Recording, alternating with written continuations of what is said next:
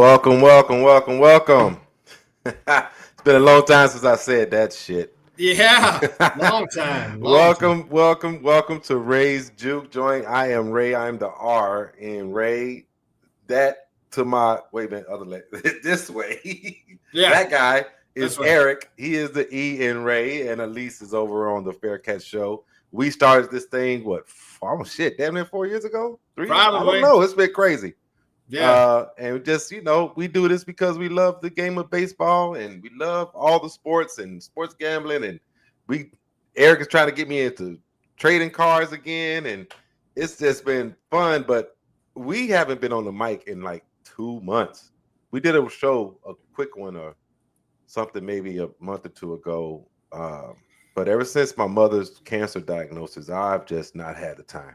Yeah. We've been struggling more than me, but like between your mom and my dad, like we haven't had a ton of time. But hey, we're here now. Yeah, we're here, and we want to thank everybody for tuning in.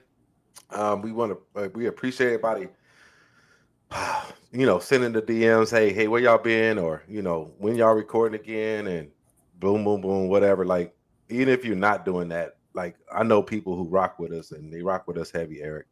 And it's just good to be back in front of the microphone, or as you were behind the microphone. Guys, I'm already getting trolled. It's a juke joint. It's 3 o'clock on my day off. I can drink if I want to. I'm a grown ass man, Gonzo. Shut up. I can have a drink. Look, shut up. I can drink on it's my podcast. It's my show. Not only that, like Monday, Monday's just a day. It doesn't really matter. It doesn't matter. Like it's my day. Mondays however you want to. I literally have 2 days off, Sundays and Mondays. Yep. And I enjoy them. And I have a drink on the show because this is a juke joint. We talking shit. We talking our stuff. We're talking our stuff.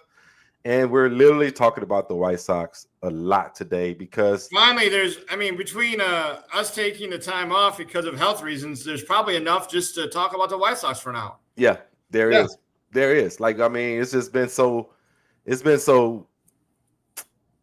so crazy just trying to be a fan of the team, being a fan of the game, and then balancing life with trying to be a fan and talking stuff with the guys in spaces and stuff like that. But it's good to be back behind the mic and start to talk about it again. It actually gives me a chance to vent and get stuff off my chest and be myself a little bit, rather than being a caretaker, which I love. Like I was with my mom all morning, taking care of her, cut her hair, and make sure her medication is right and cleaning up and whatever my mother needs. I just take care of her. Right. And I know you do the same for your dad. So It's just kind of crazy, like how life just presents itself and you have to adjust. And one of the adjustments was I had to sacrifice recording because usually I'm at my mother's doctor's appointments. But my mother is, they have this term, really good or very good remissive status or something. It's something basically saying my mother is like right at remission, but not there yet. But it's a very good reading from where she was when we got the diagnosis to awesome. Now. But she deals with stuff, as her son, I just have to just support and do what I got to do, and I'm just glad we're back. So enough about me and what's been going on for the last couple of months, and everything like that. Let's get to it. So, Will Venable got thrown out the other day. Yeah, I like it. I feel like that was some pent up stuff there a little bit. It was pent up. Yeah. You absolutely know it was pent up. And I think maybe he felt like because he hadn't been doing much of it, that maybe he was getting taken advantage of a little bit because they didn't think that he would come out. And I think you saw an adjustment there, possibly. Thank you, Dan. I appreciate you. Thank you. So to your point, and forgive me, guys, if it's echoey on my end. The room that I record in is being redone, and I'm trying to fill it up with other stuff, and so forgive me for the echoiness this time around. But Will Venable, I think You think it has something to do with the fact that he had a chance to do it with a pitcher that wouldn't get rattled because he finally had a vet, Aaron Savali, on the mound that was getting squeezed? Potentially, usually to me, when that stuff happens, there's something more behind the scenes between the home plate umpire and the manager than we realize. Like maybe last time out, I don't know if it had been a last time or maybe it was the day before, but I mean, there are only 30 crews in the whole league, so he's had to yeah, have seen that crew before. yeah. So they, if I felt like it was more of a, he almost wanted to make a statement that to let the umpire crews know that he ain't going to be pushed around. His players aren't going to be squeezed.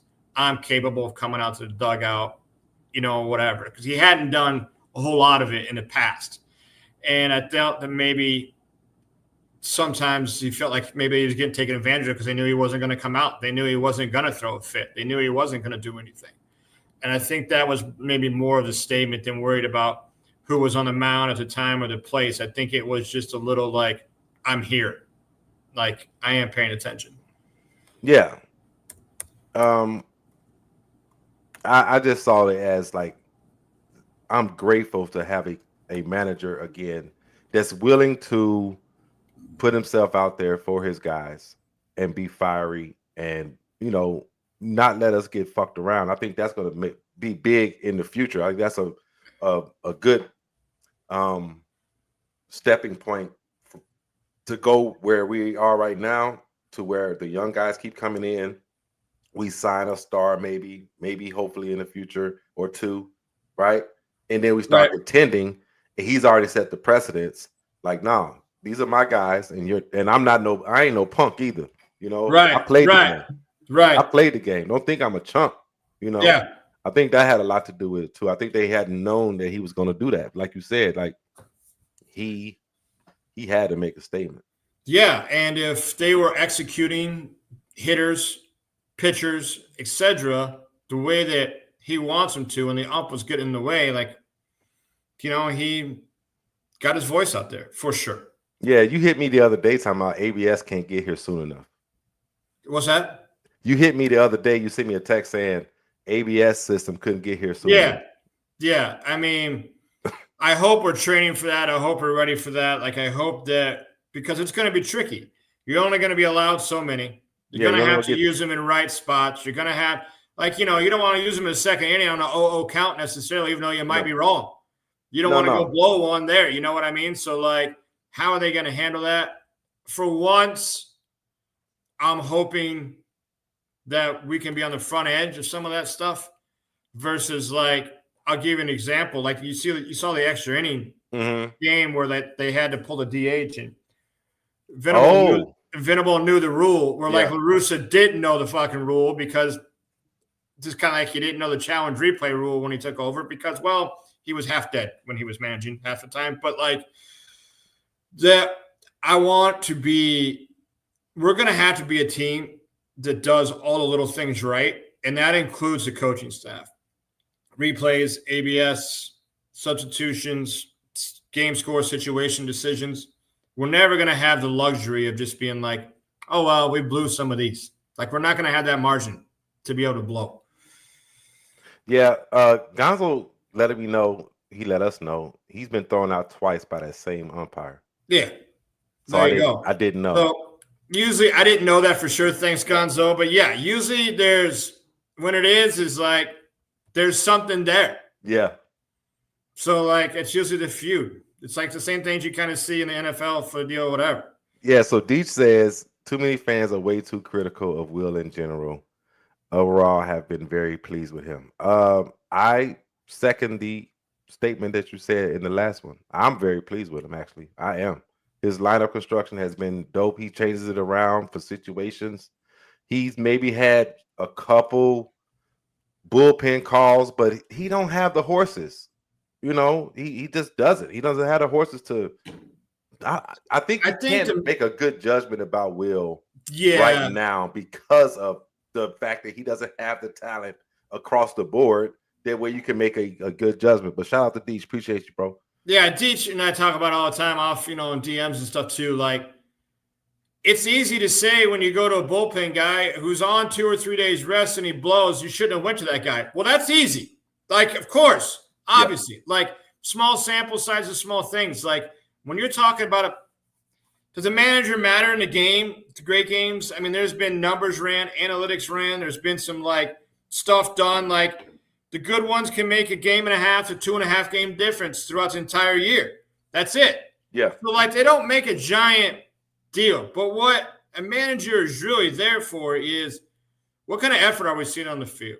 Are we seeing improvements? Are we seeing, are they competitive? Are they battling? Are they in there? And like there's been a lot of games where I'm going to be honest, I'm like, we're going to lose this one 8-0.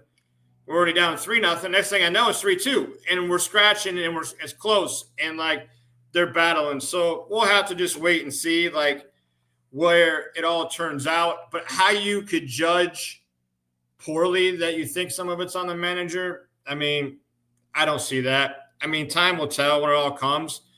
Who some of the other things are going to help you down the road. And part of the reason why he came was who might be free agents that are willing to come because he's here. Because he's here. How many other players, are going to, willing to possibly sign or do an extension because they see the path, they see the stuff. Like one of the impressive things about Getz that people are not understanding or doing enough for is they got Brian Bannister.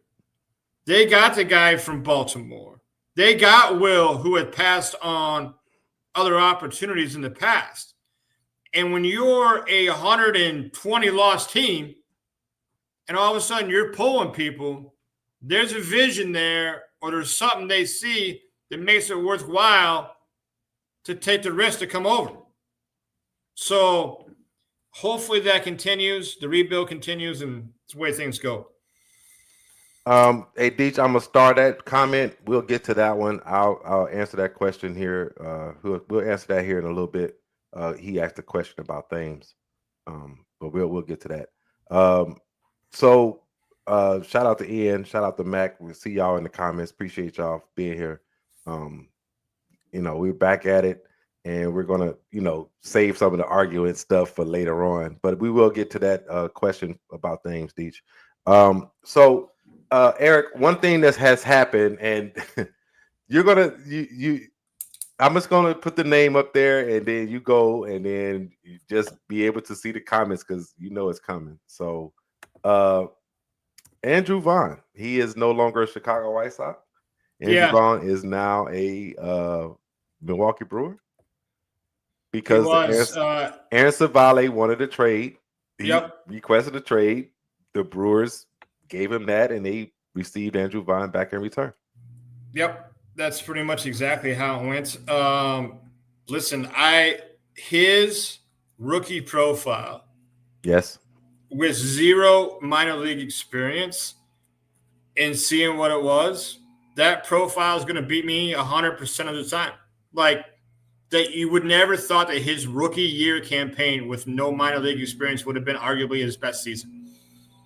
Like it just blows my mind still that there was 0 improvement on there's no growth. When you would assume a kid that, because of COVID, had no minor leagues, came straight into the bigs, you would assume that there would have been some kind of growth, and there was absolutely none. If anything, it went backwards.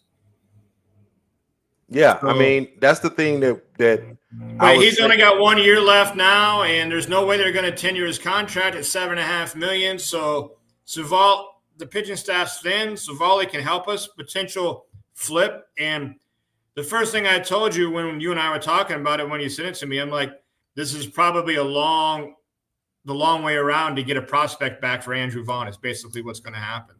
Savali probably gets swapped for, a long shot prospect somewhere. And I didn't say it then, but I disagree. I think Savali's here to the end of the year.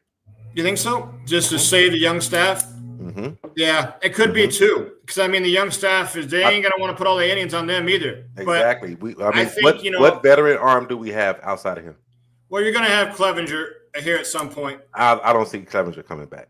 I really don't. I mean, they ain't gonna. They're not gonna burn the kids. So at some point, somebody's got to come up to eat the innings. So I agree with you. Maybe they hold Savali for that reason.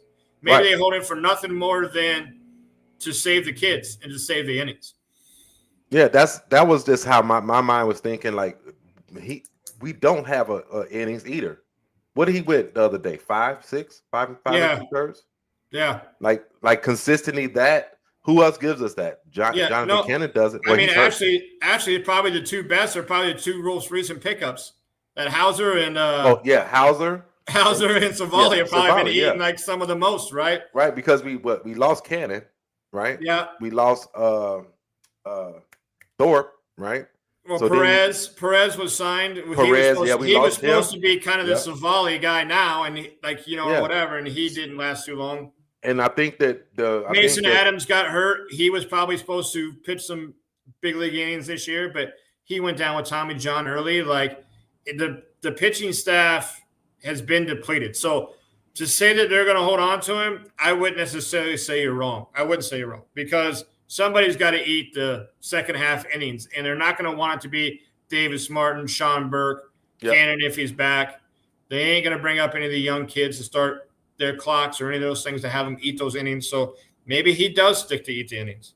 Yeah, that's where my mind went with it. I was like, no, he is like he's a good vet for the young guys. I'm sorry if you guys are commenting. I'm not saying them, but because I'm trying to get something for the show. But I think that some of the young guys are surprising. I mean, everybody knows Shane Smith. Shout out to Shane Smith. Yeah, they're not gonna, and that's another arm. They're not gonna want to put 170 on him or 160 on him if they can avoid it. And I think there are arms coming. I think Gonzo said there are arms still coming to get innings. I think Peyton Pallette is coming. Yeah, but I mean, just looking at another guy they're not going to want to go crazy with. Exactly. Like you're talking about maybe he gets 25 or 30 innings. Yeah. Other than that, there's nobody in the minors that's probably coming up to eat something. Like Ariarte will probably join the bullpen again at some point. He can eat some of the bullpen arms. But if you're talking about starting pitching, there's nobody here that's coming up. Clevenger is the only one that could probably come up and eat some if they decide to move somebody else. And that's why I think Hauser pitching the way he's pitching, Savali doing that takes the pressure off of Smith, off of Burke, off of the other one, the other young guy. It's Sean Burke, Shane Smith, and Cannon, Martin. Martin, that's what I'm talking about. I was talking about Martin. Yeah. So yeah, those are the guys. But I think the only other young arm that's coming in the near future for the Chicago White Sox is Peyton Pallette. You won't see Schultz or Smith or, shout out to Grant Taylor. He made it up. Shout out. That's my favorite out of all three of those guys. Everybody knows that. If you know me, I think Grant Taylor is the ace. That's just how I see it. But, everybody, he's in the bullpen, boom, boom, boom. He's going to get stretched out. Me and Eric had a long conversation one day about 2 or 3 weeks ago, and I told you how I felt about the progression of I miss Poppy Perez. Fucking Ian. I didn't even mean to hit that.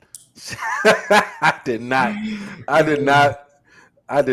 mean to do that. Let me get Bond's name over here. I'm tired of seeing it. Where was I at, Eric? I was talking about the Well, who's coming up and who's not? Right, but I was going somewhere with what I was, because we had a long conversation about Grant Taylor. Grant Taylor, yeah. He's Grant Taylor is on the same trajectory as the other guys we've just seen go through the progress and get to a certain point, i.e. Garrett Crochet. Yep. Bullpen, high leverage, stretched out, starter, right? Well, I mean, we know he's coming off Tommy John. Yes. We know that they ain't going to want him throwing. You and I kind of agreed right around a 60-inning pitch mark for the year, maybe 70 max. So why not bring him up, and why not have that be at the big league level where they can control everything? Yeah. Out of the bullpen, they can control it. Nobody's counting on him for every fifth day. He don't have to go through the side sessions to be ready. He don't have to do any of that stuff. They can control it.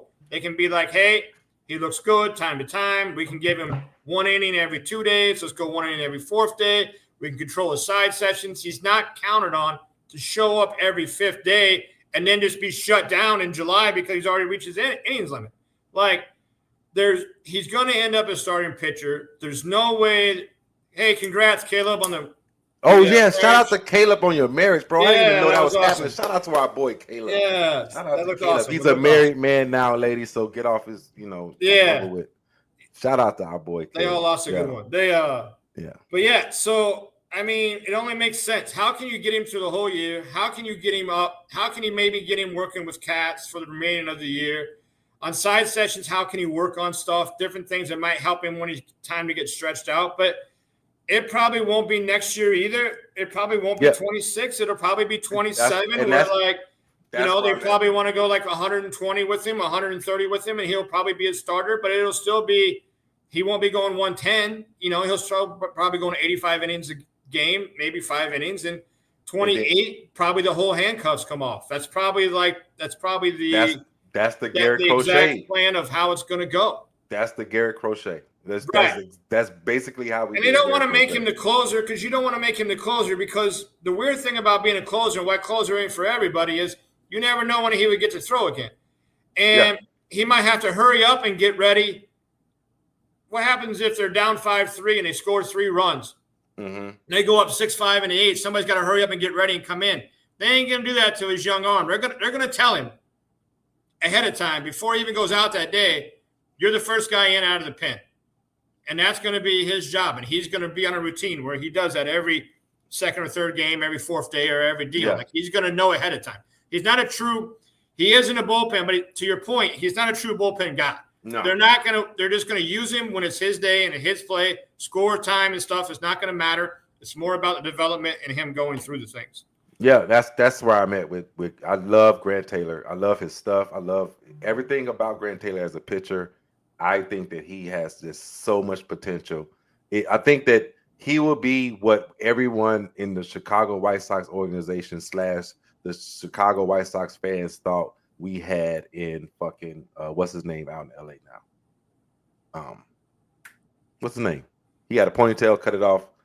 Goddamn, Kopech. Yeah. He's same. Same with Kopech. We did the same thing with Kopech. Right? Yeah. So now I think that we know the plan. It's going to. I think it's just he's eventually going to go, go that way, in my opinion. And shout out to Deej. Yeah, I heard what Bannister said, but I cannot see them limiting that kid to the bullpen. I just can't see it. Like, I mean, they might. I'm not saying that it's not a possibility. Of course, could he end up being a high leverage setup guy or end up being the closer? Him and Peyton be the back end. I mean, you could definitely. Of course, that could be. But I think they'd be crazy to end up just there. Yeah, just stop. Yeah. And the Crochet. But next year, yes. Next year, he's coming out of the bullpen. There's no doubt. No, I agree. No chance they're going to move him to the starter next year. I totally agree. And him, Iriarte, Paulette, whatever, we'll just see how that goes. The bullpen could be kind of fun towards the end of this year. You should see Taylor. You'll see Peyton. You could possibly see Iriarte. Mm-hmm. You're going to see a lot of those guys. So.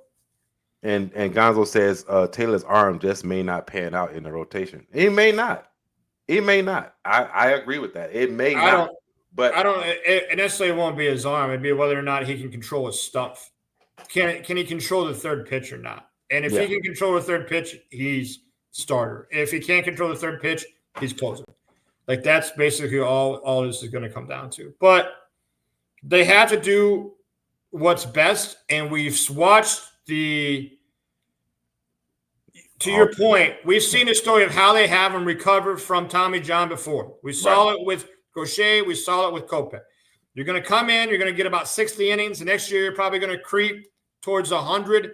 And then the following year, you're probably 120, one kind of deal. And then maybe I can take some of the stuff off. Yeah. Yeah. No, so I that's where we are with it. But man, I didn't remember we was talking. It was like we could talk White Sox all day. It's a lot. It's a lot to talk about since we haven't been talking. A lot's happened. A lot has happened.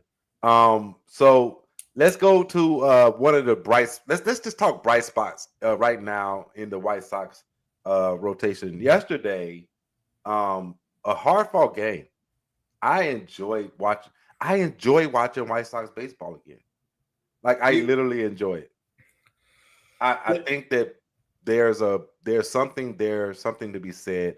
It goes back to like when they play hard, they're easier to watch. When they don't play hard, I agree with you. And one of the words I hate the most that every casual, I will say, uses without even understanding what they're talking about is the word development. The one thing that the White Sox have lacked for years, and everybody talks about how Cleveland develops players, or maybe Tampa develops players, or like et cetera down the line. They don't develop players. They have an identity, and those players play a certain way, and they're drafted knowing they have those features in them. And you're starting to see the 4 new guys for sure, and even Tauchman. You're starting to see professional at bats. You're starting to see the game played the right way. And it's not just hack and slash up there from what we had to watch for a long time. So I agree with you. I think it's a lot more fun to watch. You can kind of see, you and I talked about it last year before the draft, and the draft went almost exactly like you and I had planned it out, even down to the type of players. But you're seeing some of those guys now in the minors, Sam Akati being one of them, that's like putting up these differentials between batting average and on-base percentage. They're willing to work counts, willing to do the right things at the plate. Yeah, I mean, and we're going to talk about some of the minor league guys in a little bit, especially like our guy Big George. Like he's starting to change his approach, and he's just fucking been raking the last. Yeah, so we'll talk about that. But let's talk about this kid. This kid came in last year. Everybody saw him sitting in the bullpen or sitting on the side, soapy, mopey, sad. Oh, he doesn't want to be here. Oh, he doesn't. He hates it here. He'll never be anything. But sorry to say, Miguel Vargas. I put Miguel with a Q on. my ass is. You were in a hurry. You were in a hurry. The chance we were able to do this and you were able to throw it together, you were in a hurry. Yeah. So Miguel Vargas, to me, that pitcher spoke to something completely different than what people interpreted to. Yeah. Miguel Vargas cares. Listen, he was a top prospect, and there's a lot of people that have been eating a lot of crow, and I'm just enjoying every single one of it because especially 2 other groups that I chat in daily, like the White Sox lost the trade. The White Sox lost the Vargas trade. Like, I actually think, I don't know if you can get to Twitter. I can. But you can go back to about 10 or 15 posts ago before, because I don't post a ton, but I was like, if you believed any of these 5 things, this is before the start of the season, if you believed any of these 5 things, the front office stuff isn't for you. And one of them was the White Sox lost the Miguel Vargas trade, or the White Sox lost the Fetty Kopech trade. Like, that trade is going to do nothing but pay dividends. I mean, you're talking Jarrell Perez, and the other kid just now is starting to get back in rookie ball, whose bat-to-ball skills is off the charts. He has walked more than he has struck out by like 25 attempts. Yeah. Let me see. Can you find it? It's probably about 10 down or so. I don't post a ton. It says no 0. I was in a mood that night, but you was in a mood. You know how I get. Yeah. Let me see. Reading all this stuff got to me. Hold on. But, you tell me. I'm gonna pull your Twitter page up. Hold on. Yeah, Alexander Altrubis is the kid that I was talking about. But well, here I can probably find it too on my phone. All right. So where are we at? So here's Vargas. Yeah, that's Vargas. Go to. Oh, was it this? Was it May 14th? Talking about Vargas right here? No, but that was a fun one. That was preseason. Oh, this is preseason. Oh. A little bit further, probably. A little bit further down. Right here. How about March 14th? Before the season even started. March 14th. March 14th. Damn. You said 10 or 15. Shit, you've been posting more than you thought. Oh, here I we go. guess I have been. I Here guess it I have. is. Top 5 things. If you've seen it, you know they know zero. No order at all. Von DFA. You was right about not being DFA, but he's You was not talking here. about like preseason, right? Yeah. Coastal Montgomery make an open day roster. Yeah, that we've been telling y'all for a year and a half that that's not happening. Yeah. Maya isn't on opening day roster. He was. Sox shouldn't trade Robert. They should have, and it hasn't happened. Sox lost Kopech Fetty trade. And we know Miguel Vargas was a steal. We also got Gerald Perez in that deal. Y'all know he's my guy. Who did we get for Fetty? No, he got Alexander Alturbis from the Dodgers as well. Oh, the pitcher. No, he's a infielder or whatever. He was the one name? I was talking about. If you go check his bat to ball skills at age 20, he got hurt. So he was injured last year and didn't play at all. But if you go check out his stuff, it's something crazy. Like he's walked 107 times, 108 times, and he struck out like 78. So like those 3 guys, big pieces in that trade for what would have been 2 years of Kopech and 2 years of Fetty. Like, and again, to go back to the White Sox have an identity. Vargas plays a certain way. I just told you about the strikeout numbers from them and Perez. Like, these are the types of players the White Sox have coveted into every trade and in the draft last year, to be honest. Yeah. The I be trying to tell people that the species that Chris Guest wants is don't chase, don't K, they walk and they have good approach. Yep. And I told guys the other day, like, the power bats are here. They're there. They just have to develop. Like, they're coming. We got power coming. You know what I'm saying? And we're gonna talk about that in a little bit. But can we see some rolling Woba for Miguel Vargas, Eric? Yeah. Let me see some rolling Woba with him. Let me see. Let me know. Not yet, but I know it's gonna come up in a second. There it is. Let me get this banner out of here. Hold on. Look at that.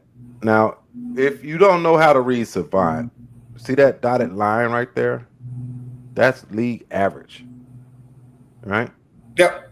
Okay. So go ahead, Eric. I'll let I mean, go with it. I mean, you're right. But when you look at, there's going to be a common theme here when we flip through this. I mean, You and I have been studying Savant for years now, ever since we became friends. And this section right here,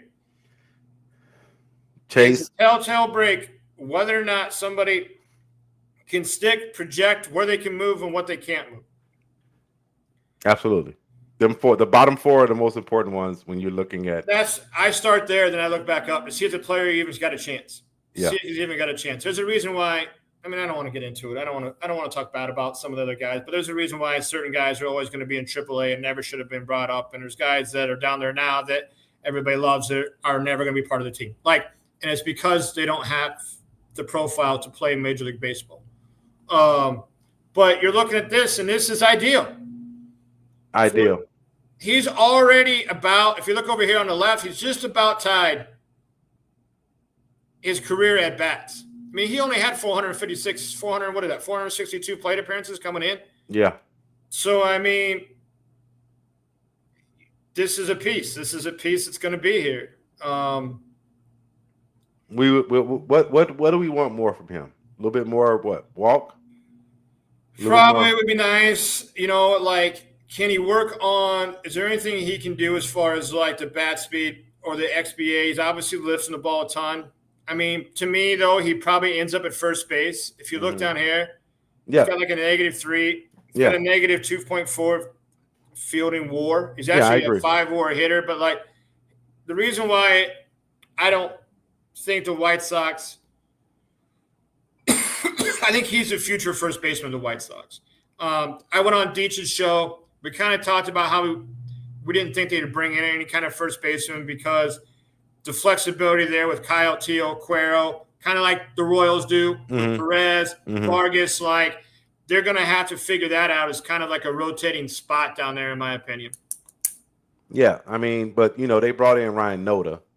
Yeah, he's going to finish out the year, but guess what else he does? Guess what his profile looks like? It looks like this. Same thing, yeah. I mean, I can pull it up, but it's going to look just like this. Yeah.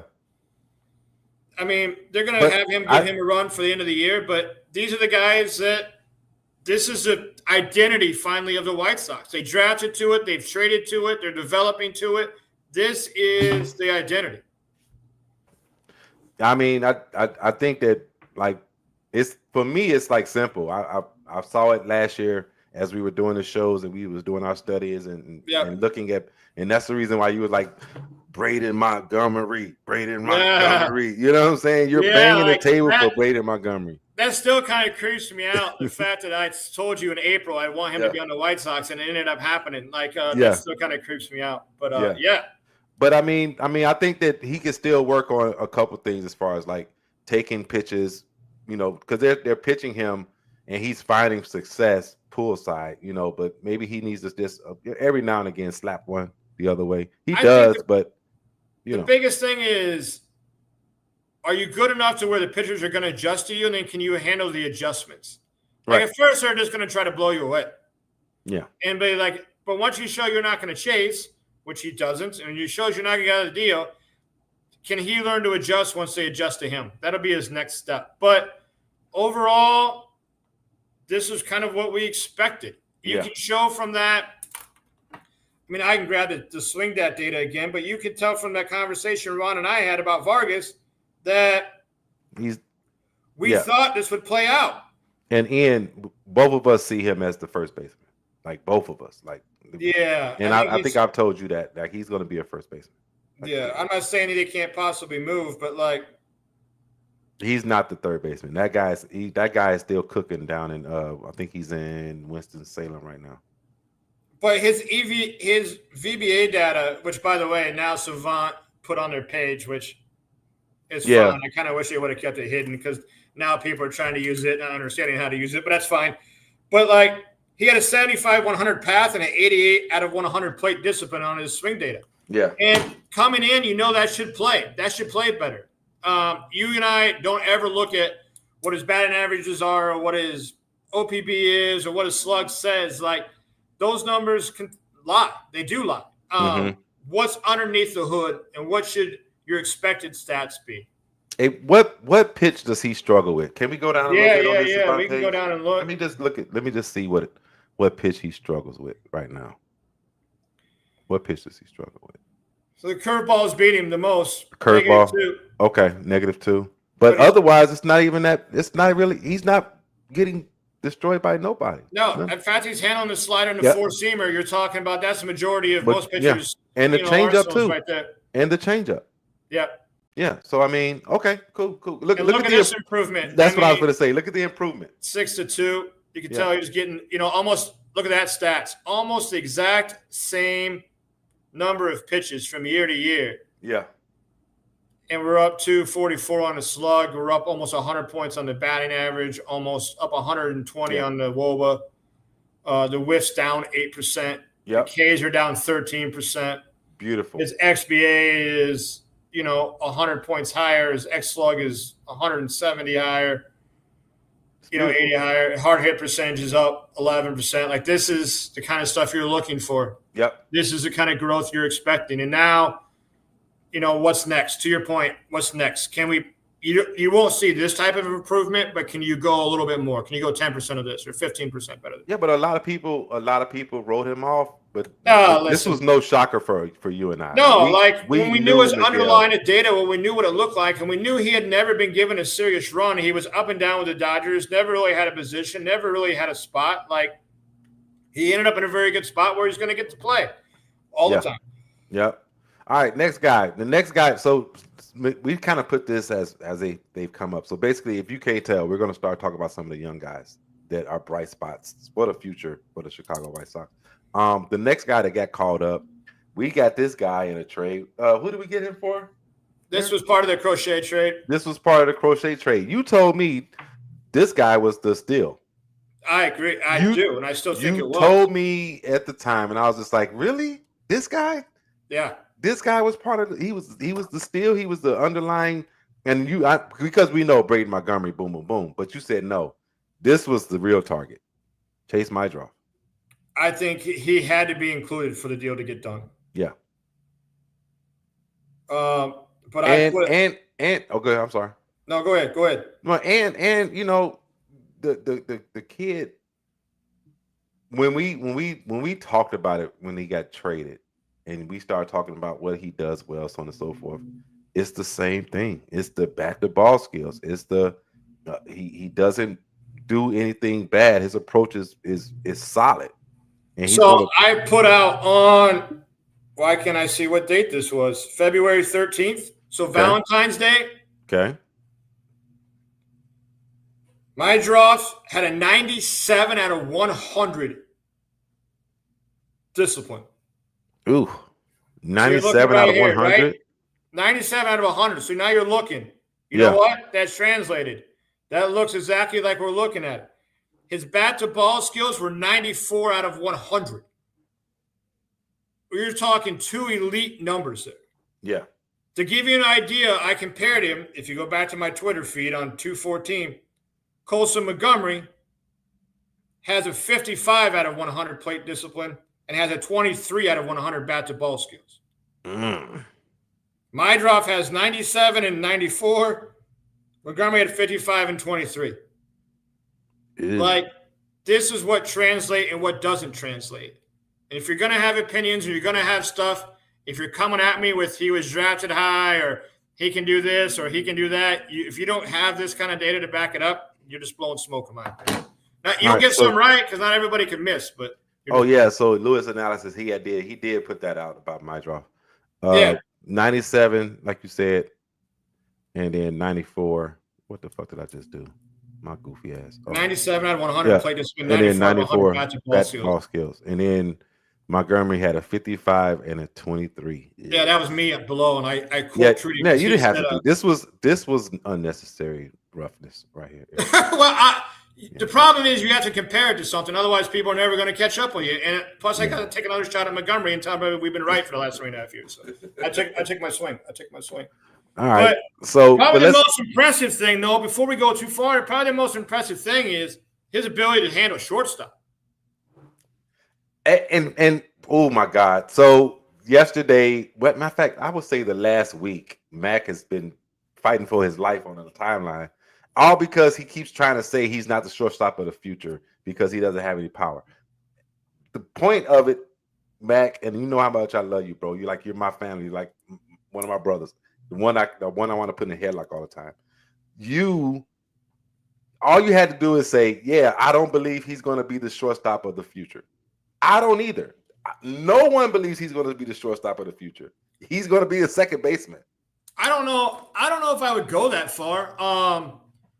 But what's great about it, I mean, you're looking at this here. This is a positive 3.0 By the way, he's got a 3.4 defensive WAR too on the positive side.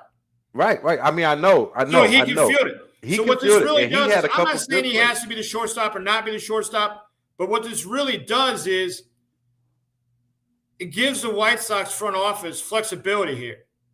If there's a power hitting second baseman only that fits the deal, Chase can hold down shortstop. It's obvious he's above average fielder. Why would he can hold it down if he needs to?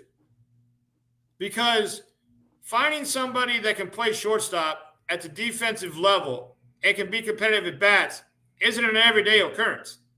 It's and not. You look at a lot of your teams. I mean, the Dodgers haven't had a shortstop since they let Corey Seager go. I mean, they had to grab Mookie to come save him. And they keep bringing Kike back. Yeah, I mean, they got to keep Chris Taylor and Kiki. Like, anybody that can, put a glove on there, it's a rare thing. But the best thing is the fact that he is a kid that hadn't played a ton of shortstop coming up. And in his first season is putting up a 88 percentile range OOA and a 3.4 defensive WAR in the major league level. His first time seeing his speed and seeing this deal. I mean, it's hats off to the kid. So we'll see where he goes in the future. But I wouldn't sell out that he might not. I'm not saying he's the shortstop of the future, but could he end up at shortstop if Perez comes up or Anacati, who we know are second baseman? Of course. Yeah, I mean, but I'm looking at one particular person to be the shortstop of the future, and that's Who's that? Bonner. Oh yeah, but they already moved him to third too, so I don't know. Wait, oh yeah, I know, but he plays both. But yeah, I know. And maybe Bonner is the third baseman, but then there's still another guy down there. They've got some talent coming, but I wouldn't. To me, somebody's going to have to dethrone Chase. Right now, Chase is the shortstop for the White Sox. No, I'm with you. I'm by no means saying he can't do it. Yeah, I think that his future is second. You haven't seen this types of numbers out of the defensive shortstop probably since, I don't know, 15, 18 years. Are you talking about in a White Sox uniform? Yeah. So you're saying no, that's second base. You're saying the last time we saw anything like this was before TA. Gordon Beckham. And he kind of got moved to second. I mean, for sure the numbers he put up at short. Okay. So this is what's his name's territory. This is the slim one. Alexi Maria. Yeah, probably Alexi. Probably. Yeah. Like, and the first thing popped in my head was the Hawks call. I mean, you're talking about defense, right? on the no hitter, right? Or the perfect game, yeah. Yeah. I mean, you're talking 2.2, 3.5, 0.6. Yeah. Was Tim Anderson's last 3 years. Like, he's already equaled that, and we're not even halfway through the season. So I mean, he can play it. It's a nice because the White Sox don't have a shortstop. They don't have one coming in the near future. Oh my God, your boy in Arkansas, Gage Wood, just threw a no-hitter. Did he really? A no-hitter. Dude, I saw he had 18 up and 18 down and 13 strikeouts. How many Ks he end up with? 19. Yeah, man, that's sick. Fucking SEC baseball, like. I don't know. Arkansas got a good fucking team. Arkansas and LSU was off the charts in Omaha down here the other day, like crazy. Yeah. So it's over with. So he's got a complete game. Insane. Yeah. 19. He hit a batter. But other than that, he was pretty. Yeah. Wow. Dominant ass game. Dominant ass game, Ian. Yes, sir. Oh, can we see the savant for my draft before we go off here? Yeah. Is it? Did I not share it? Oh, my bad. I'm sorry. Maybe I might have. I didn't see you put it up. I'm sorry. No, I think I got to flip it over here. You got Vargas, so you got just flip it. Just take Vargas away and put my draft up. Yeah, but I don't think it works that way on my side. I got to present it, right? Okay, so I'm gonna remove it. Maybe I'll stop. Present. Yeah. Share screen. Yeah. Sorry, I thought I was already over there. I thought you was gonna flip it. I used some. Hey, look at that! Even better. Hey, Eric, look, even better. Yeah, well, I thought I was already up here because I was staring at it. I was quoting the stats, but 97 out of 100 plate discipline, 95 out of 100 bat to ball. Like, and here's his OAA on his range on his fielding. Like, this is what you're looking at. And he's Eric, what's ex-WOBA again, so people could know before we start talking about the. Yeah, so like it's your expected weighted on base. Yes. On base appearance, right? So like it's kind of a better overall, exactly like the stat. Like if you look up here on the ex-WOBA, 316, right? Yes. There's a little less than league average running here, but like. It's a common combination of your expected weighted on-base average and how it's supposed to go. And obviously his discipline and his walking takes a lot from him, but he doesn't K. He walks. Something interesting, too, you brought up on the last guy is he's struggled a little more with the off-speed stuff, but he's beating the fastball, which is good to see for a rookie or whatever. Yeah. But, I mean, this is his first time through. So he's definitely one of the, to your point, fun to watch, guy you pay attention to every time he comes up to bat on the deal. Yeah, I mean he's 5'10", 5'10". He's what, 23 years old. Yep. So I mean, ain't he's sneaky. He's got a little bit of sneaky speed. I'm not saying he's fast. He's not a world beater, but he can run a little bit. He can run. I mean, he's Yeah, already got 8 stolen bases. yeah, So yeah. But like you said, the glove plays. The the glove plays. glove definitely plays. There's no Yeah, doubt about it. When you got a 3-point WAR defensive WAR and you got 88 percentile range, and it's your first go around in the big leagues, yes. whew, Yeah. Look at that bottom half red. Exactly, Ian. Sox definitely have to get a legit shortstop, is what is being said in the chat. what do you say? The Sox definitely have to get a legit shortstop, is what's being said in the chat.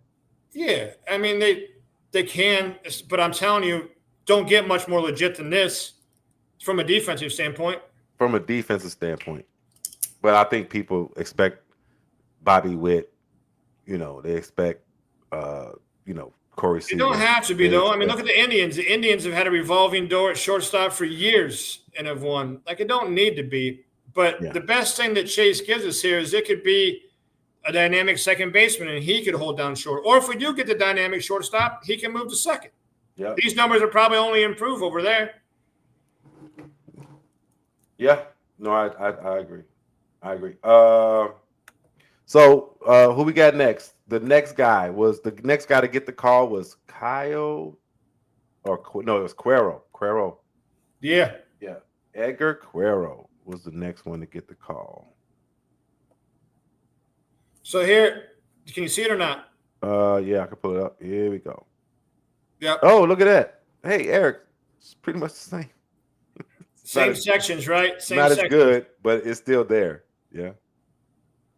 But what we get with Edgar is, I think, a little bit more.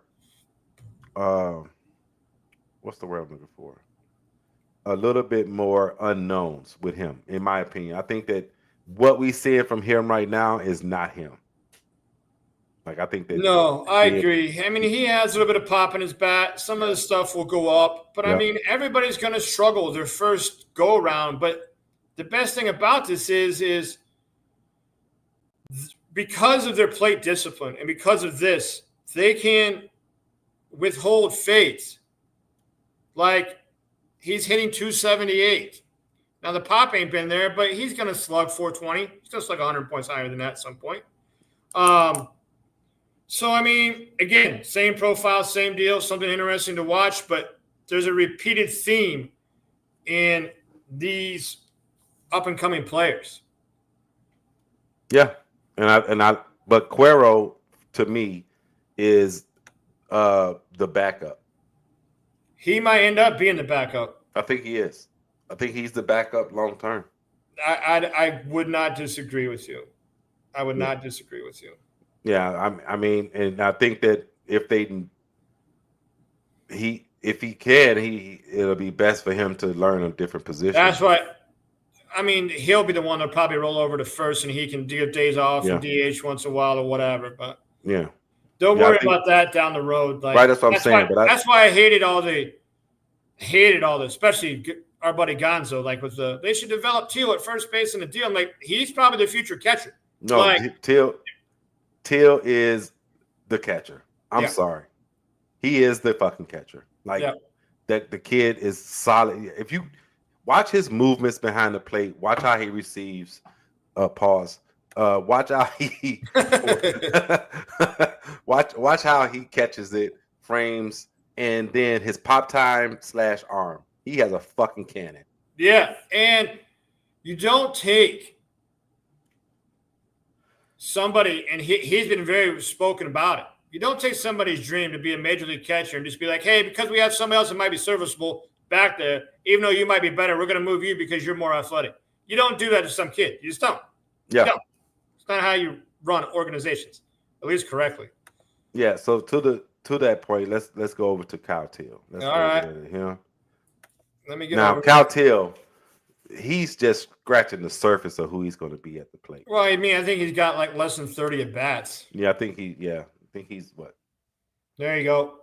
How many at bats does he have? 28. So none of this really count. But What is that? Walk rate? Yeah. At the very bottom? Right. Yeah.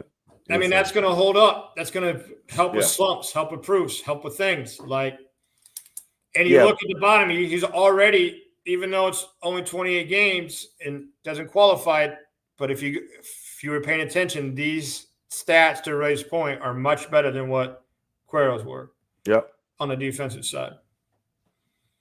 But the other thing too is the best thing about this is nothing can wear down a player more than catching. I mean, maybe he only catches 60% of the time. That's fine. Or whatever. Like, that could prolong his career. They both should learn first base, DH, etc. at some point. Yeah, it's important to like for young guys like him and Cuero, like you said, this just the versatility that you can have. I think that's the way of the future. Like, look at Henry Davis. He doesn't catch all the time out in Pittsburgh, but he catches and he plays outfield. Look at fucking Yainer Diaz. He catches and then he plays first base. Or he DHs. Now he's been doing it for years. Now he's been doing it for years. They do it sometimes with Kyle Riley. Sometimes Kyle Riley is DHing. I don't think he plays first or anything else like that. But like, I think to your point, trying to prolong a catcher's lifespan. Yeah, and not only that, the season. I mean, there's no more wear and tear, right, than a shortstop goes through. So yeah. I mean a catcher goes through. Sorry. Yeah. So those are the four guys that right now I enjoy. I want to see their bats. Yep.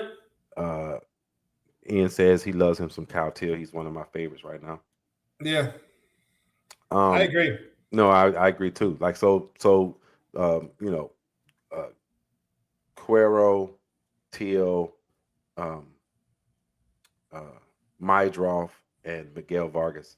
When they're up, I'm watching. And then when I'm watching the defensive side. I mean, Vargas had a fucking play the other day at third. I was like, oh shit.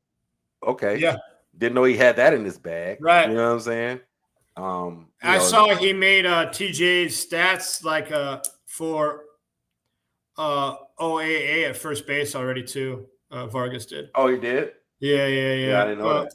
So, I mean, I think he ends up over there. But, I mean, the best thing about this, and I think to everybody's point, I don't jump into the chats anymore, but sounding from the stuff we're hearing, it's very important that, and I'm guessing this is what everybody's been saying, and it don't matter necessarily where it comes from, but all these guys are nice pieces.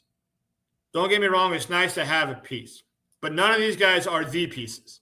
Like, these guys need to be batting first, sixth, seventh, eighth in the lineup type guys. Like, they cannot rely on Vargas being the best hitter on the White Sox team. He needs to be the fourth or fifth best hitter on the White Sox team.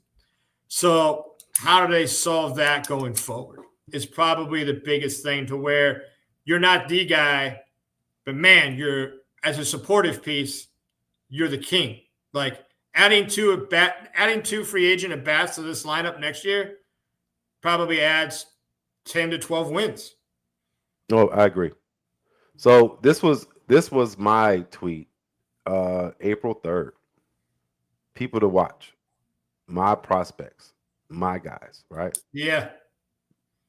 We've been talking about Zavala. That's really your guy, but I bought stock. Yeah, I love Zavala.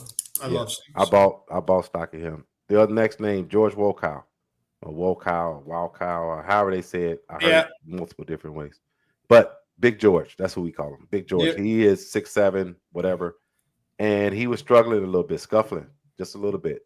But now he's like the Carolina Player of the Week from last week. Like, he's just been raking. It scared me a little. I'm not gonna lie. It scared me a little when the slow start, just because he didn't level up. Right. He came back at the same level he left at. I was kind of expecting like dominance out of the gate, but it's really good to see him getting it going. And then Brady has moved to Birmingham and he's still in Winston. I mean, not Birmingham. He moved from Kannapolis to the Dash. Yeah, and he's been raking in high A. Yeah. So y'all know I've been on Gerald Perez's bandwagon pom poms going. He is probably my favorite There's prospect.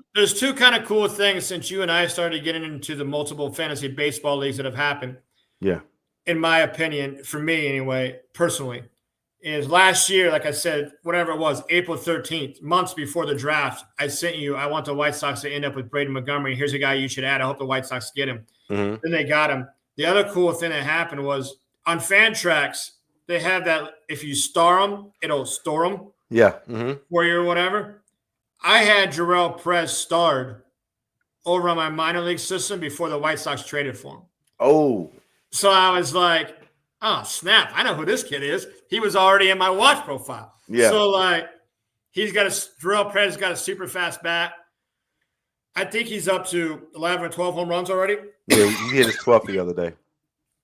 But if you're not checking the Winston-Salem box score, that's the one to check, in my opinion. You have Sam Manicotti, you have Braden Montgomery, you have Samuel Savala, you have Jarrell Perez. Like, that's 4 names right there to me that are automatic checks. And I think all 4 are probably off to Birmingham soon. Yeah. We talked about what I said. So right now, the first person that moved was Noah Schultz. Yeah. I think within this week, I think after his next start, Hagen Smith is gone. He's gone to AA. I mean to AAA. When they get him back from his little biomechanics slowdown thing, yeah. Yeah, I think he's going up to whatever his next start is in AA. He'll be going up with Noah Schultz. I think they're going to want to keep them together. It makes a ton of sense. Absolutely. And then after that, that's when you'll see the guys that are in the guys that are in high A go to Birmingham. Yeah, I agree with you. I think probably right after their break down there, which I think is in a couple of weeks, their little all-star deal, I think you'll see them second half of the 4 guys I mentioned probably rolling up to AA. And I'll be interested to see how they do on that jump. Yeah, and Riku is not making as much noise as I wanted to this year. Well, you and Chuck Garfine love him. Like, he wasn't necessarily on mine, but he can change games. I mean, yeah, stolen bases, bats a ball, etc. Yeah, I think watch out for that other prospect the Sox got in a deal. I'm logging on every day to check Alexander Abertes. Like, they put him in the rookie ball for now just because he was hurt last year, but he'll be going to Kannapolis and stuff. But the kid can flat hit. What's his name? Alexander Abertes. He was the 3rd piece in the trade last year in the Fetty Kopech trade. Oh wow! But he was the one I was telling you that, like, he's got like here I can find it. He's got 100 and career-wise at the age of 20. He's only 20. 107 walks, 78 strikeouts. Ooh. At 20. Okay. So, like. Okay, I like it. Yeah, another guy that fits the bill, right, of the type of stuff that's coming up. And he had a fractured leg last year, so he didn't play the second half after the trade. So when I sent you the text about him, I said the forgotten piece, or whatever. Yeah. Everybody forgets he was part of that trade deal. Yeah. So Caleb Bonham, I just spoke about him, but people wrote off Jacob Gonzalez. I've been getting flack from certain people within our community about whatever about Jacob Gonzalez. Let me just tell you, he's turned it up over the last month. So over the last month, 302, 350, 500, a 150 WRC plus. Yep. So, and I think he's already AA. So I mean, yeah, he hit his 4th or 5th home run of the year. He's got 36 Ks, 22 walks. So I mean, that's good ratio there. Yeah, I mean, I think people wrote him off too soon. Like, he is a guy. They love to do that. It's an instant now deal. When basically, I don't even look at stats for especially the major league level until like June 1st, after Labor Day. like, I don't care what they do the first month of the season. I don't. I literally Yeah. don't care. Yeah. Because, like, it doesn't matter. And I know that you and I go back and forth on this, but, like, spring training stats don't mean a ton. Like, do they change or something different? Maybe that's cool, but they don't matter. Short sample size stats don't matter. I'm looking for at least 100 plate appearances and looking for, like, a rolling 50, rolling 75 before I can truly make some kind of opinion on what's happening with players and so on. I mean, we're barely in the middle of June. Yeah, I mean, the season is still very young. And then this is the start of the dog days of summer. So like we'll see what happens. Speaking of the draft, we're gonna be live. We're gonna be live during the MLB draft. Man, I'm pretty pumped about the draft. I have been. I've been like geeking out. I don't know if there's too many people, especially non-paid people, that have read as many mocks and about as many people as I have. yeah, and the young kid, the shortstop for what's his name? We had him. We was talking about him. I think you posted up what we were talking about between the two of us. The young kid from Wake Forest. Yeah, Markel Houston. Yeah, Markel Houston. Yeah. So he was the guy, a lot like Braden Montgomery last year, that I sent Ray back in April, and I was like, yeah, he's going to go somewhere. I don't know if it'll be the Sox or not, but man, does he really fit the Chris Getz type player?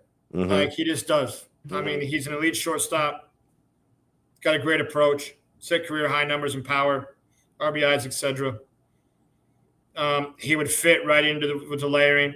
He'd probably come in go right to Double-A, joining Braden Montgomery and all those guys type situation, being that he's a 4-year player at Wake Forest. But I mean, it's very college pitcher heavy. There's three lefties, Anderson, Doyle, Arnold, that are probably going. The Arquette guy from Oregon State, he'll be gone.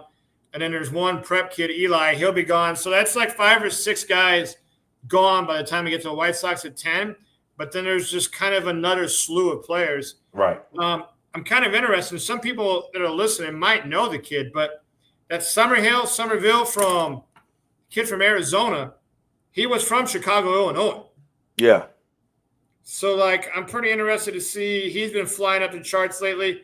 I'm interested to see maybe he goes. He could be a possible fit for the White Sox. But they can end up going prep shortstop there too if there's somebody they love. I hated the mock with JoJo Parker. I think he's not good enough to be at 10, but could Billy Carson go there? Of course, if he slid. But there's a couple of right-handers that are interesting. Witherspoon out of Oklahoma. There's a kid out of Tyler Brimner.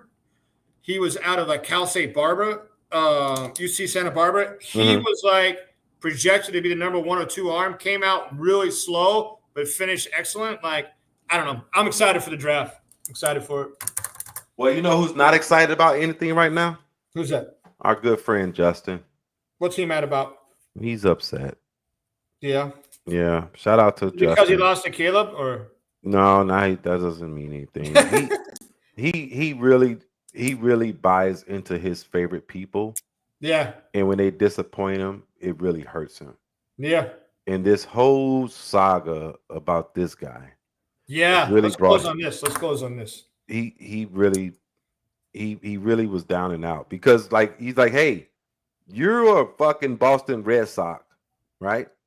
You with this fucking attitude of yours, you with this, I'm not doing shit.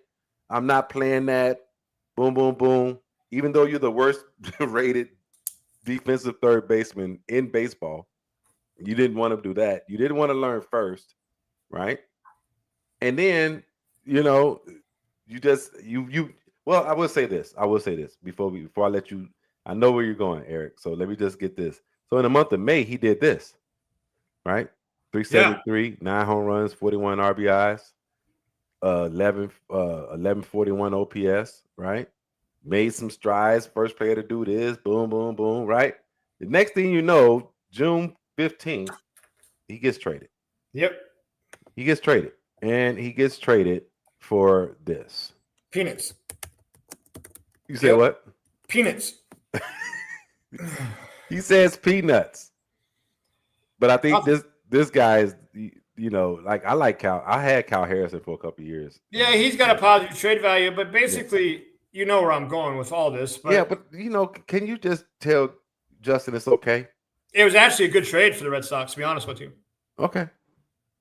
I think it was a fantastic trade for the Red Sox. Okay. Well, tell us why. Kill that, can you? Oh, yeah, I'm sorry. That's all right. Like, Rafael Devers had like a negative 40 million worth of trade value, and like he's stuck in a situation. You saw, am I still going, or I'm still staring at this underdog thing here? Oh, I thought I got rid of it. What the hell?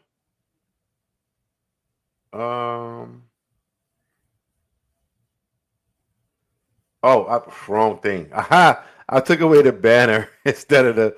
There we go. All right. So, all right, go ahead. So here we go. One thing that drove me, first I'll go back to Justin. I agree with him. One thing that drew me crazy, I think I tweeted it out. I was watching the Red Sox Yankee games, and they said if they would have communicated with Devers better, he probably would have been willing to switch spots. I'm like, bitch, they did communicate with you. They wrote you a $315 million guaranteed check. That's your communication. Like, you don't need any other communication. You got a $315 million check. You're a part of a historic franchise. Do your job or whatever it is it calls that you were supposed to be doing. Like, you didn't communicate with me correctly. The $315 million wasn't enough, so I'm not going to play first. Like, get out of here with that shit. But the reason why I think it's a great trade is you sent me some stuff and you said that they're talking about moving Duran. And I'm like, can't see it. I'm like, young contract, coming up, window, can't see. You're like, well, they got to make room. They got Romo Anthony. They got Christian Campbell. They got Mason Mayer. They got William Abreu. They got these people. They got to make room.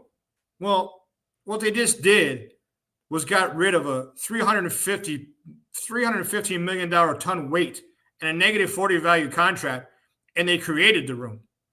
Now you have that position. You have a DH you can rotate some of these young guys through. Like Christian Campbell, like Justin, I've never seen Justin play, but he's a better fielder than Christian Campbell is. I promise you. He'd have to be. Christian Campbell is just kicking balls everywhere like he's playing a hacky sack. Let the kid DH for a while. Like, that frees up a spot. Like, you're gonna get Bregman back. You have Roman Anthony's got to play. Devers has got to play. William Abreu was off to a great start. Yeah. He's got to play. Ralphie's changed games down there for him. He's got to play. You have David Hamilton. You have Campbell. Like, you uncreated a logjam, and not only did you do it, you got rid of probably the second worst contract on your books in the meantime. There it is. That's why I think it was a great trade for the Boston. And we were talking before. You were saying that the target really was Tibbs. Yeah, I mean, they basically took Tibbs on because the trade value of Hicks is so bad that the Hicks-Tibbs thing was they basically just took on the contract. Now, the Giants overpaid. Mm-hmm. You know this. Every model you run, the Giants overpaid. What? This is important. Why did they overpay? I'm going to tell you, and you and I have talked about this on our free agent shows.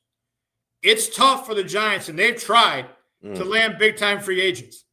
Two reasons. One, taxes in California suck.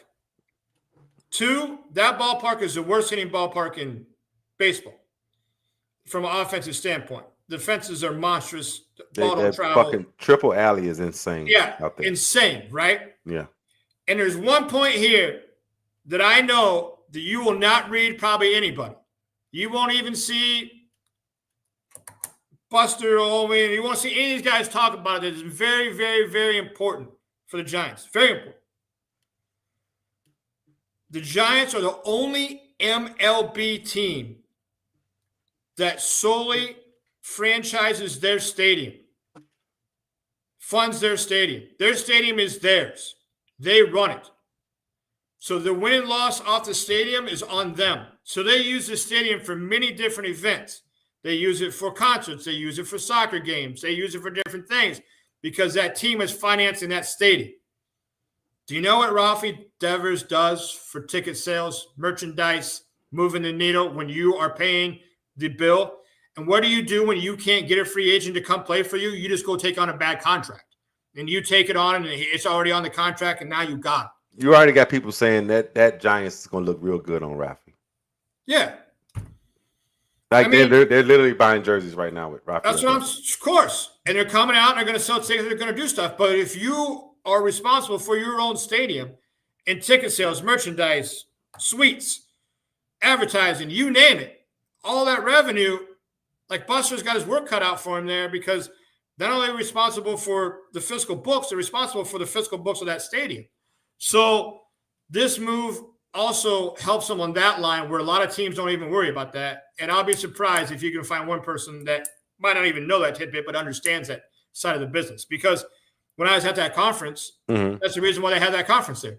They're trying to make a little bit of extra money on the side because all that stadium staff, all that stuff, all the deal, most of that's usually leased. Not here. They own it. So yeah, and then on top of that, on the baseball side of the game, two things.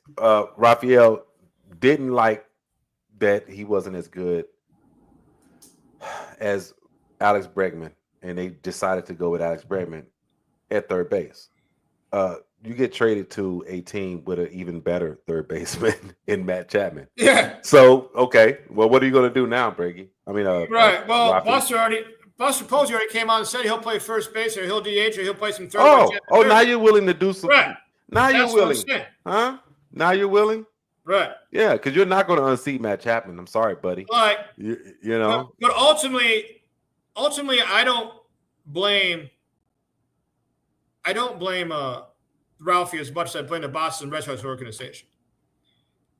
If there's one thing I've loved about Mac and a couple of people he's had on his shows, it's how much like the mentality matters. When he had that agent on that was talking about that Alex Bregman did nothing but eat, sleep, and live baseball.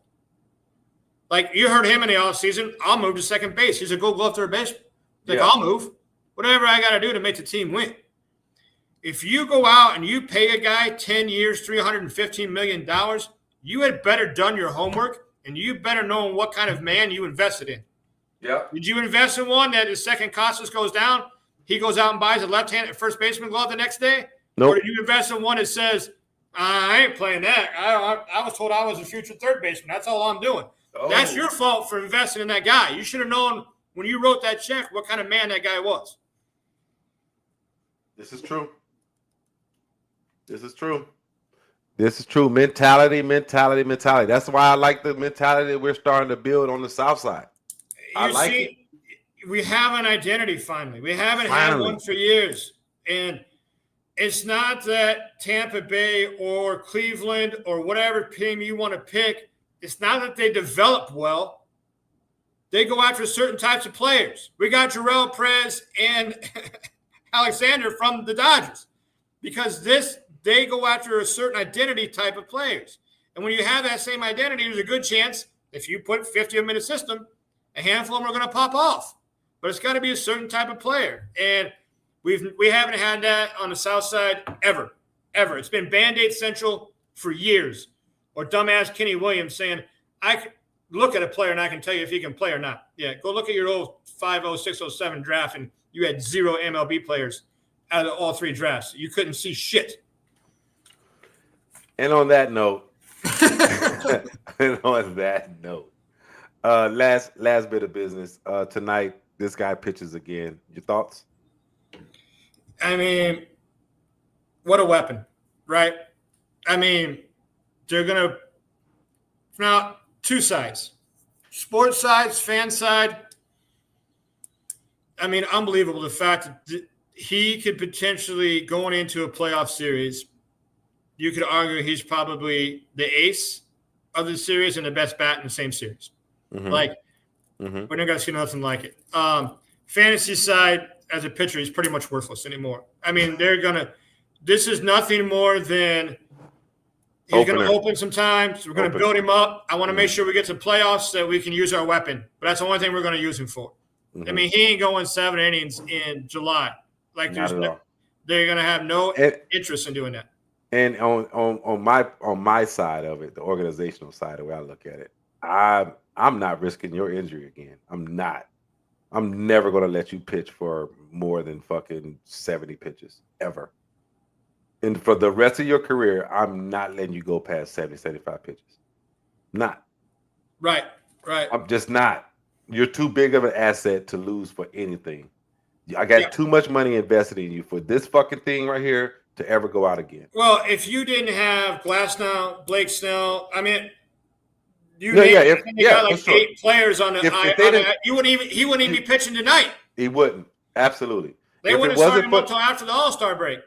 If it wasn't for them having half their pitching staff on the IL, then absolutely, yeah, absolutely. Right. That's the only reason why this is happening. And the rest of their pitchers are dog shit. Right. You know, outside of Yamamoto and outside of Dustin May. Yeah, the rest of them are dog. We already knew what was going to happen to Kasparis is whatever. Roki, we knew that answer. Who? He got shut down again, and Roki got shut down. Oh, bro, like, okay. We knew that answer. Yeah. I think I ain't going back to our group chat, but I literally told Duke in our group chat, and they said he was going to sign him. I'm like, yeah, look at here. Probably June 1st. He's out with elbow surgery. Like, you knew what was coming there. But yeah. I mean, he is arguably one of the best. Not only that, he's one of the best things that happened to baseball probably since the McGuire Sosa home run battle and the Barry Bonds trying to break all the records. Like, viewership is up, and a lot of it's because of him. Right. So we'll find out tonight. I think he'll throw 1 inning or something. Then they made that rule, so he'll be able to DH afterwards. Yep. So we'll see what Ohtani does. I just wanted to talk about that because that is major league news. That's like big time news. So I want to end with this a prediction from me. This is from Ray. 2027, the White Sox start to win. 2027 White Sox, we start to see some wins, some winning baseball. This will be the first. That'll be the first year where you'll start to see over/under wins be a lot closer to 500 for the year.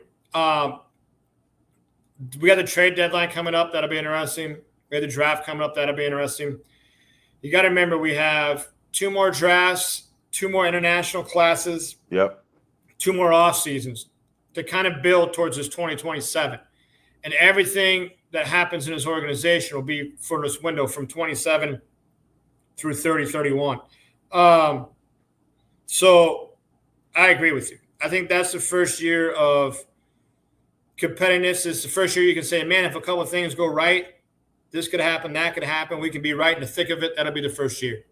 That's the first year you'll see the guys that you want to see starting the year, like pitching. You'll see those guys. 2027, you'll see Schultz. You'll see Hagen Smith. You'll see Grant Taylor. You'll see Shane Smith will still be here, in my opinion. You'll have all the guys we went through with Montgomery also coming, possibly Volkow, Perez. Sam Marcotti for sure. People are going to love Sam. If you haven't watched Sam, you're going to love Sam. Sam is old school baseball. You're going to love it. Yeah.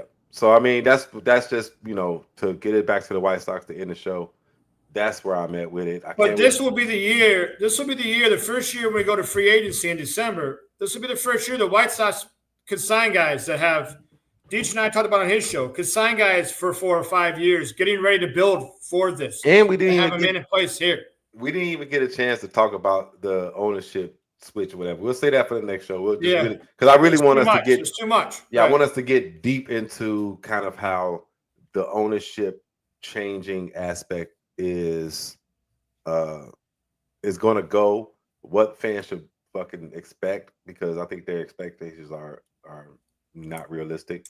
But I just don't think a lot of people have seen these types of deals go down. I don't think they quite get where it's going. Yeah, you and I had a long conversation, so you can some of the questions that I had, I understood it, but there were some things that I didn't understand. ChatGPT and Eric have got me in line with how this shit fucking works. Yeah. You know what I'm saying? So this is pretty dope. But 2027 Chicago White Sox, I promise you, this is how I feel. Eric said he agrees with me. So from the PickOff show, forget about this year. Don't think about winning. Enjoy the ride of watching young guys develop. Enjoy that. Wait for some more to come. Some more coming this year, right? They'll be up. A couple of guys will be up this year. Then next year, we're going to spring training. People are going to be all excited. You're going to see some of these young guys with the big squad, spring training style, right? And you're going to be like, oh, he's going to make the open day roster. He's not, but he'll be up later, right? Yeah. 2026, he'll be up later. And then we'll have this thing where we're like, oh, get past service time. In 2027 will be their first year. Like that's how this is going to run. We've told you that from the beginning. Yes.